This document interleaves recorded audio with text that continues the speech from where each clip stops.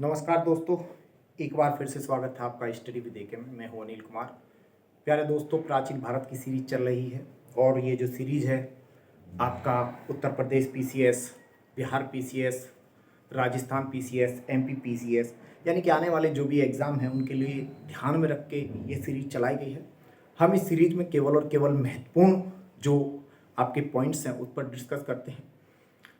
प्यारे दोस्तों, प्राचीन भारत में अगर मैं बात करूं तो मैं आपके साथ डिस्कस कर रहा था स्रोतों के बारे में। पहले हमने देखा पुरातात्विक स्रोत, उसके बाद साहित्यिक स्रोत। साहित्यिक स्रोत में हम धार्मिक स्रोत को देख रहे थे। तो दोस्तों, मैंने आपको वेदा के बारे में बताया। वेदा पिछले क्लास में हमने डिस्कस किया, यजुर्वेद, सामवेद, अथर्ववेद दोस्तों, और उससे पहली क्लास में हमने डिस्कस किया था ऋग्वेद के बारे में।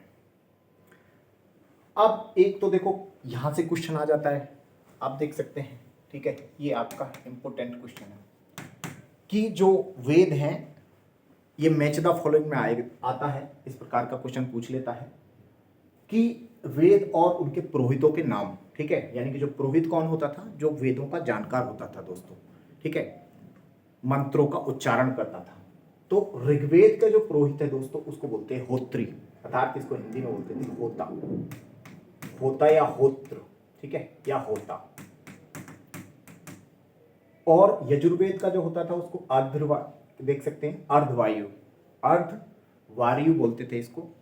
और सामवेद का जो होता था उसको बोलते थे उद्गाता। और इसी प्रकार देखेंगे अथर्ववेदा का जो होता था उसको बोलते थे ब्रह्मा, ठीक है। तो ब्रह्मा हो गया, यहां पर उद्गाता हो गया, ठीक है। एक अर्धवायु ये वाला अर्धवायु हो गया। तो ये क्वेश्चन पूछा जाता है, तो आपको ये भी ध्यान रखना है, ठीक है, इंपॉर्टेंट है। उसके बाद हम अगला देख लेते हैं दोस्तों। कल हमने पूरा का पूरा जो आपके वेदास थे उनको कंप्लीट किया। वैदिक साहित्य के अंतर्गत आप देखेंगे, यानी कि वैदिक लिटरेचर के अंतर्गत हम और भी चीजें पढ़ते हैं, जैसे कि ब्राह्मण टेक्स्ट अर्थात इनको बोलते हैं ब्राह्मण ग्रंथ। तो दोस्तों, प्रत्येक वेद के क्या होता है, ब्राह्मण ग्रंथ होते हैं। प्रत्येक वेद के ब्राह्मण ग्रंथ होते हैं अपने। ये किस लिए बनाए गए हैं, ताकि वेदों को आसानी से समझा जा सके। वेदों को समझने के लिए में ये मदद करते हैं। इसमें होता क्या दोस्तों, यज्ञ के नियम, यानी कि रूल्स ऑफ यज्ञ, ये इसमें लिखा होता है। रिचुअल्स, वैदिक रिचुअल्स यानी कर्मकांडों के बारे में जानकारी मिलती है। अगर शैली की बात करें तो दोस्तों ये प्रोज फॉर्म में लिखे हुए हैं, ठीक है। तो ये बात आपको थोड़ा सा ध्यान रखना है। बाकी देखो दोस्तों, फिर से आ गया कि क्वेश्चन ये पूछा जाता है कि प्रत्येक जो वेद है उसके ब्राह्मणों के नाम क्या है, यानी ब्राह्मण टेक्स्ट, ठीक है। तो ऋग्वेद के पहली बात तो याद रखना है कि 2 ब्राह्मण टेक्स्ट है। पहला कौन सा, ऐत्रेय, और दूसरा है कौशिकी, ठीक है। यजुर्वेदा के भी 2 ब्राह्मण टेक्स्ट हैं, पहला है शतपथ, दूसरा है तैत्तिरीय ब्राह्मण, ठीक है। उसके बाद सामवेद के भी 2 ब्राह्मण हैं, तो आप देख सकते हैं पंचविश और आपका षड्विश। और दोस्तों जो अथर्ववेदा है इसका केवल और केवल एक ही है, और सबसे ज्यादा जो पूछा जाता है, ये पूछा जाता है तो कौन सा है, गोपथ ब्राह्मण, ठीक है। तो ये थे ब्राह्मण टेक्स्ट का जो वेदों को समझने में ये क्या करते हैं, मदद करते हैं। प्रत्येक आपके वेद के ब्राह्मण टेक्स्ट होते हैं, ये हमने देखा। कुछ इंपोर्टेंट बात है दोस्तों, एक है ऐत्रेय ब्राह्मण में दोस्तों मेंशन है कॉरोनेशन के बारे में। राजा का किस प्रकार से अभिषेक होता है, राजा को, यानी कि राजा जिस दिन यानी कि कोई जो राजकुमार होता है जिस दिन वो राजा बनता है, किस प्रकार से उसको ताज पहनाया जाता है, उसको बोलते हैं हम राज्य अभिषेक, ठीक है, कोरोनेशन। अर्थात दोस्तों कोरोनेशन के बारे में वर्णन है ऐत्रेय ब्राह्मण। और शतपथ ब्राह्मण में दोस्तों मेंशन मतलब उल्लेख है किसका, तो दोस्तों जनपदाज, जैसे कि आपका कुरु हो गया, पांचाल हो गया, विदेह हो गया, गांधार हो गया, ठीक है, केके हो गया। इस प्रकार के जो आपके जो उस टाइम पे जनपद मतलब उस टाइम आज के ऐसे मान लीजिए जैसे राज्य, ठीक है, उनका उल्लेख मिलता है। तो ब्राह्मण टेक्स्ट को खत्म किया हमने। उसके बाद दोस्तों अगला जो टेक्स्ट है जो कि वैदिक साहित्य का ही भाग है वो है आरण्यक। तो प्यारे दोस्तों आरण्यक की संख्या टोटल 7 है। पहले होता क्या है आरण्यक, दोस्तों आरण्यक मतलब आपका वन, जो वन, आरण्य मतलब होता है वन, वन मतलब जंगल। तो ये ऐसे टेक्स्ट हैं, ये ऐसे बुक हैं, ये ऐसे ग्रंथ हैं जो कि जिनकी रचना कहाँ पर हुई है, जंगलों में, वनों में हुई है। ठीक है, इसमें क्या है कर्म, ये आप देख सकते हैं कर्म मार्ग और ज्ञान मार्ग के बीच क्या है, एक प्रकार का सेतु के रूप में ये काम करते हैं।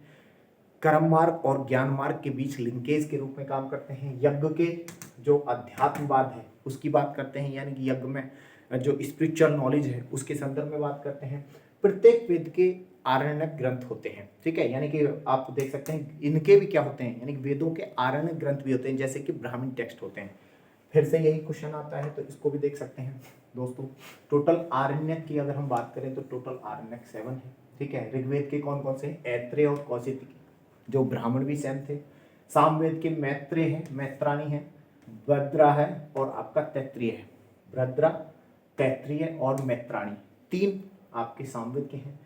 आप देख इसके आपका यहाँ पे यजुर्वेदा है। ठीक है, ये बाय मिस्टेक लिख गया है तो आप इसको थोड़ा ठीक कर लीजिएगा। ये किसका है, यजुर्वेदा। ये यजुर्वेद के कौन से हैं, इसको यहाँ से सामवेद को हटा देंगे। यजुर्वेदा के 3 हैं प्यारे दोस्तों, मैत्राणी, भद्रा, तैत्रीय।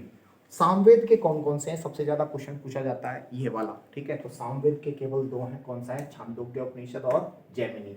अब बात आपको ये भी ध्यान रखना है प्यारे दोस्तों कि अथर्ववेद का आरण्य ग्रंथ नहीं है, अथर्ववेद का उपनिषद है, ब्राह्मण टेक्स्ट है, लेकिन प्यारे दोस्तों अथर्ववेद का कोई आरण्य टेक्स्ट नहीं है, याद रखेंगे, इंपॉर्टेंट है।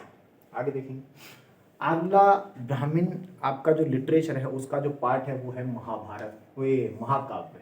महाकाव्य प्यारे दोस्तों क्या है, एपिक्स बोलते हैं इसको। एपिक्स जो है आप देखेंगे कि जो प्राचीन भारत का समाज था, समाज, संस्कृति, धर्म, आर्थिक व्यवस्था, राजनीतिक व्यवस्था के बारे में जानकारी देते हैं। ये उतने ज़्यादा ट्रस्टेड नहीं है इन, लेकिन इसमें 2 महाकाव्यों को पढ़ा जाता है मेनली। ठीक है, कौन कौन से, रामायण जिसका ऑथर महर्षि वाल्मीकि है, इसकी ये किसकी वह जानकारी देता है, भारतीय शासक और यवन शक संघर्ष के बीच में, यानी कि जो युद्ध हुआ उसके बारे में क्या देता है, जानकारी देता है। इसी प्रकार दोस्तों दूसरा जो आपका महाकाव्य है वो है महाभारत, और महाभारत का जो ऑथर है वेद व्यास को माना जाता है। इसका जो कई बार क्रक्स पूछ लेता है कि महाभारत का क्रक्स ही क्या है, गीता, और गीता का भी लेखक कौन हुआ, तो आपके वेद व्यास ही हुए, याद रखेंगे। आगे देखेंगे, एपिक्स हो गया। उसके बाद दोस्तों पुराण, पुराण देख लेते हैं। पुराणों की अगर हम बात करें दोस्तों, इनकी संख्या जो है वो 18 है। ठीक है, प्राचीन इतिहास का क्रमबद्ध इतिहास मिलता है दोस्तों। पुराणों की खास बात यह है कि जितना भी हम अभी ब्राह्मण टेक्स्ट मिल रहे थे तो उनमें चाहे वेद हो, आरण्यक हो या और भी हो, तो उनमें क्या होता है कि क्रोनोलॉजिकल फॉर्म में आपका हिस्ट्री नहीं मिलता है, लेकिन आपका पुराण में क्रमबद्ध इतिहास देखने को मिलता है। ये पहले यानी कि क्या है देखेंगे, प्राचीन इतिहास का क्रमबद्ध वर्णन, chronological order of ancient history, यहाँ पर पहली बार देखने को मिलता है। संकलन करता है इसका असेंबलर्स, ठीक है, या फिर आप कह सकते हैं ऑथर कौन है, तो ये 2 लोग थे दोस्तों, एक तो था लोमहर्ष और उसका पुत्र उग्र श्रावा। ठीक है, उसका पुत्र उग्र श्रावा, ध्यान रखेंगे। और मत्स्य पुराण दोस्तों, जैसे 18 पुराण है उसमें से ये मत्स्य पुराण के बारे में पूछ लिया जाता है। मत्स्य पुराण पहली बात तो ओल्डेस्ट पुराण है, पुराण, ठीक है, और ये सबसे ट्रस्टेड है, मोस्ट ट्रस्टेड, मोस्ट ऑथेंटिक आपका पुराण है। ठीक है, मत्स्य पुराण। तो प्यारे दोस्तों इस प्रकार हमने देखा, मैं आपको बता चुका हूँ सारे के सारे, अभी हमने वेदों को पढ़ लिया है, पुराण पढ़ लिया है, आरण्यक पढ़ लिया है, ब्राह्मण टेक्स्ट पढ़ लिया है।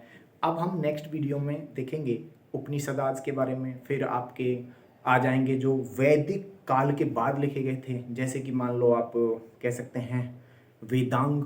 ठीक है, वेदांग हो गया, सूत्रा हो गया, ठीक है, उनको भी देखेंगे, दर्शन देखेंगे, फिलॉसफी देखेंगे। ठीक है, तो इन सबको देखेंगे। फिर आपका गैर धार्मिक में यानी कि जो आएगा आपका, उसमें उसको देखेंगे। अच्छा, कुछ जैन बौद्ध के जो साहित्य है जुड़ा हुआ उसको भी देखेंगे। तो प्यारे दोस्तों अगर वीडियो पसंद आया तो आप लाइक करें, शेयर करें और सब्सक्राइब करें। मिलते हैं नेक्स्ट वीडियो में। बहुत बहुत धन्यवाद। Thank you.